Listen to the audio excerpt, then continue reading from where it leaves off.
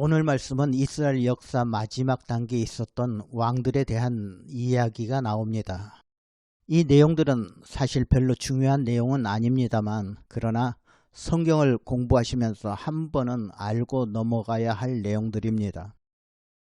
열왕기하 10장 이후부터 여러 사람들의 왕들이 나오고 복잡하게 펼쳐지는 이스라엘 역사는 열왕기하 14장, 15장, 16장, 17장에서 더 복잡하게 나옵니다. 서로 왕들이 싸우고 죽이고 다음 왕이 나오고 몇 년 나라를 다스리다가 또 죽고, 그런 내용이 계속적으로 반복되고 있습니다. 그러나 성경에서 우리에게 보여주려고 하는 내용은 하나입니다. 그것은 하나님을 잘 섬기면 하나님이 축복해 주시고, 하나님을 섬기지 않고 우상을 섬기거나 이방신을 섬기면 어려운 길을 갔다는 내용이 계속된다고 보시면 됩니다. 많은 사람의 왕 이름이 나오면서 이 사람이 하나님의 길로 갔느냐 아니면 우상의 길로 갔느냐, 이것을 성경이 꼭 언급하고 있다는 사실을 아셔야 합니다. 1년을 왕으로 있었다 할지라도 하나님께서 평가하는 것이 있습니다. 그것은 이 사람이 하나님의 길로 갔느냐 아니면 우상의 길로 가느냐 하는 것입니다. 이것은 마치 이 다음에 저와 여러분에게 하나님께서 평가하실 때도 내가 하나님의 길로 살았느냐 우상의 길로 살았느냐, 그것을 평가하신다는 것을 우리는 아셔야 합니다. 열왕기하 14장 2절에 보시면 아마샤란 왕의 이름이 나옵니다. 그가 왕이 된 때에 나이 25세라. 예루살렘에서 29년간 다스리니라. 그의 어머니의 이름은 여호아단이요 예루살렘 사람이더라. 아마샤가 여호와 보시기에 정직히 행하였으나 그의 조상 다윗과는 같이 아니하였으며, 그의 아버지 요아스가 행한 대로 다 행하였어도 오직 산당들을 제거하지 아니하였으므로 백성이 여전히 산당에서 제사를 드리며 분향하였더라. 아마샤란 왕 25살의 왕이 되어서 여호와 보시기에 정직히 행했습니다. 따라서 하나님의 축복이 뒤따라옵니다. 그게 7절입니다.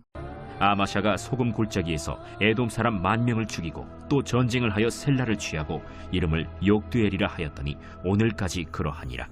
7절에 보시면 아마샤가 에돔과 전쟁을 해서 이겼습니다. 많은 적군들을 죽이고 셀라라는 땅을 차지했습니다. 여호와 보시기에 정직하게 행했기 때문에 하나님이 축복해 주셨다는 것입니다. 왕이 전쟁에서 승리하고 또 땅을 차지하게 하나님께서 만들어 주셨다는 것을 우리는 알 수 있습니다. 그런데 아마샤 왕이 산당을 제거하지 않았습니다. 하나님 보시기에 정직해서 상을 주기는 했지만 그래도 왕으로서 우상을 버리고 산당도 버려야 하는데 그걸 하지 않았습니다. 구약시대에는 산당이란 말이 많이 나옵니다. 이 산당은 산에 있는 예배당이라고 보시면 됩니다. 처음에 성전이 없을 때 여기저기 산에서 제사를 드리고 예배를 드렸습니다. 그러나 하나님의 전 성전이 생긴 이후에는 좀 멀다 하더라도 성전에 가서 예배를 드려야 합니다. 그런데 사람들이 성전까지는 가지 않고 가까운 산당에 가서 기도하고 예배하고 합니다. 그래서 하나님이 싫어하시는 것입니다. 오늘날도 마찬가지입니다. 멀리 성전까지 가는 것보다 가까운 곳에서 예배 드리자 하는 것을 원합니다. 성전에 가면 여러 가지 절차가 있습니다. 규칙을 지켜야 되고 또 하나님이 원하시는 방법대로 예배를 드려야 합니다. 그러나 산당은 그렇지 않습니다. 그냥 편한 복장으로 가서 자기가 원하는 시간에 예배하고 자기 소원을 기도하고 오는 것입니다. 자기 소원이란 대부분 세상적이요 물질적인 것을 기도하고 옵니다. 그러나 여러분, 진실로 하나님을 섬기고 하나님을 예배하고 기도하시려면 성전으로 가셔야 합니다. 성전은 지금의 교회를 말합니다. 산당이 아니라 성전에서 예배하는 것을 하나님이 기뻐하십니다. 신앙생활이란 자기 편한 대로 자기 원하는 대로 하는 것이 아닙니다. 그래서 하나님께서는 산당을 아주 싫어하셨던 모습을 우리가 볼 수 있습니다. 산당을 제거하지 않는 아마샤 왕에게 하나님이 어려움을 주시는데 왕을 교만하게 만드셨습니다. 그 내용이 8절부터 나오는데 아마샤 왕이 괜히 아무 이유 없이 북이스라엘과 싸우자 이렇게 덤빕니다. 우리 한번 서로 붙어보자 하는 것입니다. 이때 북이스라엘 왕이 아마샤 왕에게 한마디 합니다. 그 내용이 9절에 나옵니다. 이스라엘의 왕 요아스가 유다의 왕 아마샤에게 사람을 보내 이르되 레바논 가시나무가 레바논 백향목에게 전가를 보내어 이르기를 내 딸을 내 아들에게 주어 아내로 삼게 하라 하였더니 레바논 들짐승이 지나가다가 그 가시나무를 짓밟았느니라. 레바논의 백향목 나무는 전 세계가 알아주는 좋은 나무입니다. 백향목 나무는 키도 크고 가지가 별로 없기 때문에 곧바로 하늘 높이에 올라가는 좋은 나무입니다. 그런데 보잘것없는 가시나무가 백향목에게 말합니다. 내 딸 우리 아들에게 시집 보내라 하는 것입니다. 말도 안 되는 소리입니다. 아주 건방진 소리입니다. 그때 지나가는 들짐승 하나가 가시나무를 밟으니까 죽어버렸다 하는 것입니다. 한마디로 이 말은 까불지 말라 하는 말입니다. 그러면서 10절에 말합니다. 내가 에돔을 쳐서 파하였으므로 마음이 교만하였으니 스스로 영광을 삼아 왕궁이나 내 집으로 돌아가라. 어찌하여 화를 자취하여 너와 유다가 함께 망하고자 하느냐. 왜 까부냐? 그냥 집에 가서 편안하게 잠이나 자라. 여러분, 그런데 한번 교만해진 사람은 남의 말도 잘 안 듣습니다. 아마샤가 듣지 않고 끝까지 싸우다가 결국 아마샤 군대가 패하고 도망했다는 것입니다. 사람이란 항상 하나님 앞에서 조심하며 살아야 합니다. 사람이 좀 잘되고 못되는 것 하나님이 다 하시는 일입니다. 아마샤 왕은 자기가 좀 잘되니까 그만 교만해지고 북이스라엘과 서로 싸우다가 자신은 포로가 되고 남유다 왕궁이나 성전에 있는 물건까지도 다 빼앗기고 맙니다. 여러분 보시기에도 좀 미련한 짓 아닙니까? 너희는 이런 미련한 행동하지 말라 하는 것이 하나님의 말씀이라고 보시면 됩니다.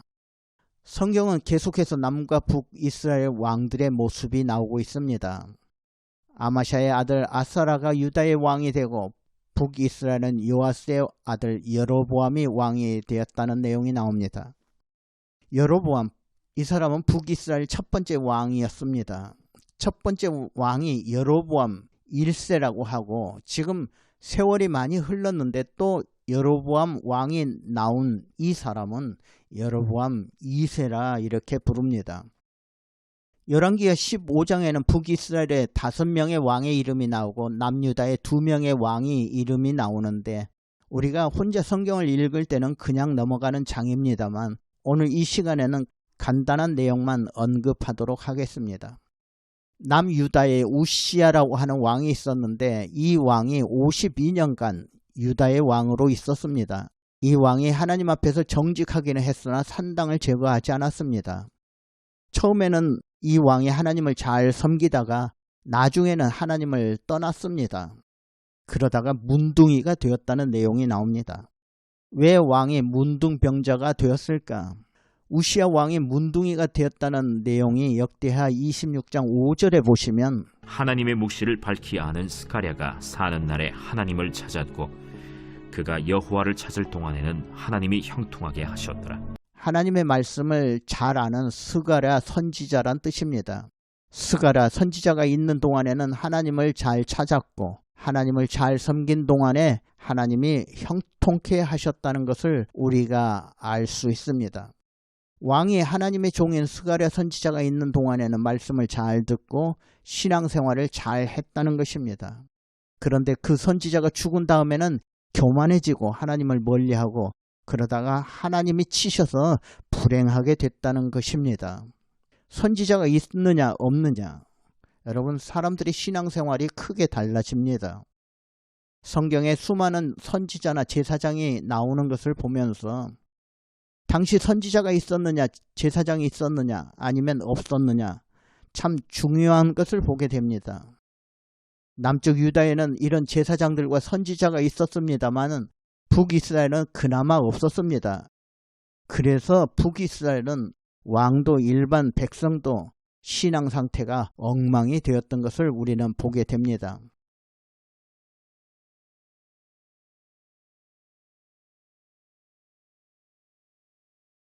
여로보암 2세 왕이 죽고 아들 스가랴가 왕이 됩니다. 그러나 6개월 왕으로 있다가 살룸이라는 사람이 반역을 일으켜서 그 왕이 죽습니다. 이 살룸은 또 한 달간 왕으로 있다가 무나헴이란 사람이 반역을 일으켜서 죽습니다. 무나헴의 아들이 또 왕이 되지만 반역이 일어나고 또 반역이 일어나고 그러다가 북이스라엘에는 호세아가 왕이 되었습니다. 북이스라엘은 이 호세아 왕 때 아수르란 나라에 멸망하게 됩니다. 솔로몬 이후 나라가 남과 북으로 나누어진 후에 북이스라엘은 19명의 왕이 나오고 약 210년간 지탱하다가 아수르에게 망하게 되는 것입니다. 열왕기하 16장은 다시 남유다 나라에 관한 내용이 나옵니다. 여기 아하스란 왕 16장 2절에서 5절 말씀을 보시면 아하스가 왕이 될 때 나이가 20세라. 예루살렘에서 16년간 다스렸으나 그의 조상 다윗과 같이 아니하여 그의 하나님 여호와께서 보시기에 정직히 행하지 아니하고 이스라엘의 여러 왕의 길로 행하며 또 여호와께서 이스라엘 자손 앞에서 쫓아내신 이방 사람의 가증한 일을 따라 자기 아들을 불 가운데로 지나가게 하며 또 산당들과 작은 산 위와 모든 푸른 나무 아래에서 제사를 드리며 분향하였더라. 이때 아람의 왕 르신과 이스라엘의 왕 르말랴의 아들 베가가 예루살렘에 올라와서 싸우려 하여 아하스를 에워쌌으나 능히 이기지 못하니라.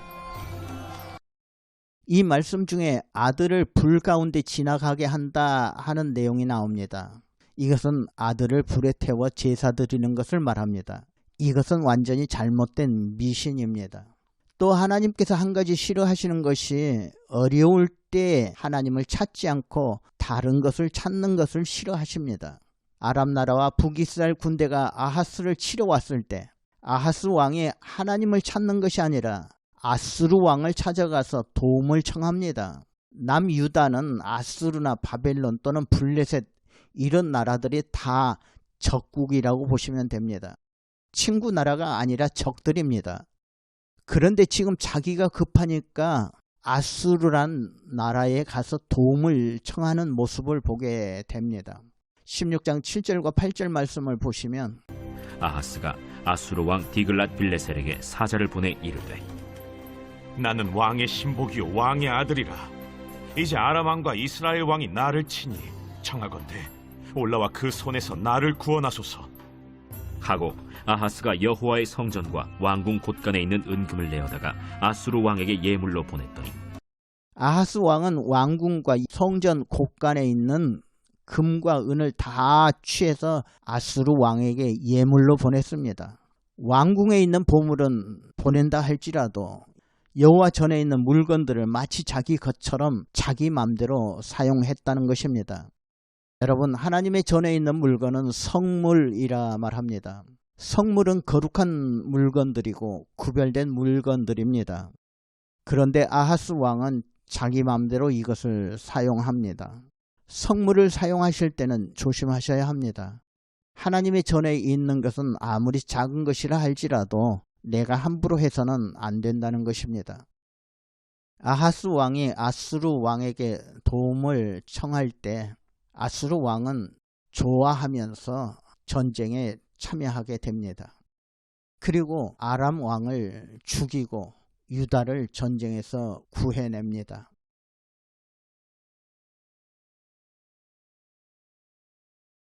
이것이 고마워서 아하스 왕은 고맙다는 인사차 아수르 왕을 방문하게 됩니다.